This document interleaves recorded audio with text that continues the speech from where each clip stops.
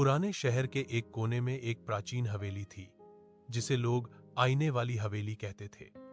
कहा जाता था कि उस हवेली के सबसे अंदर वाले कमरे में एक ऐसा आईना है जो केवल चेहरा नहीं बल्कि इंसान का भूत, वर्तमान और भविष्य भी दिखाता है।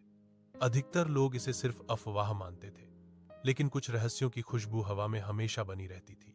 आरव, एक जिज्ञासु और साहसी युवक, इन कहानियों से बहुत प्रभावित था। वह इतिहास का छात्र था और रहस्यमयी चीजों में उसकी गहरी रुचि थी। एक दिन उसने निश्चय किया कि वह उस हवेली में जाकर सच्चाई का पता लगाएगा। शाम ढलते ही वह टॉर्च और अपनी डायरी लेकर हवेली की ओर चल पड़ा।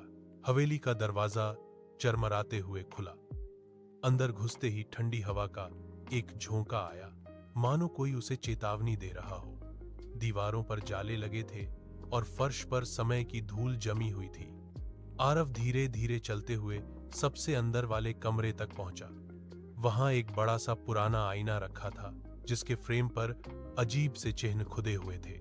आरव ने जैसे ही आईने में देखा, उसकी आंखें फैल गईं। उसे अपना बचपन दिखाई दिया, जब वह अपने पिता के साथ नदी किनारे खेला करता था। फिर दृश्य बदला। अब वह अपना वर्तमान देख रहा था, किताबों में डूबा हुआ, सपनों से भरा हुआ, लेकिन अंदर से डरा हुआ। अचानक आईने में धुंध छा गई। कुछ पल बाद जो दृश्य उभरा, उसने आरव को हिला दिया। उसने खुद को एक सफल व्यक्ति के रूप में देखा, लेकिन उसका चेहरा उदास था। आसपास धन और सम्मान था, पर अपनों की कमी साफ झलक रही थी। आरव घबरा गया। उसने आईने से मुंह फेर लिया।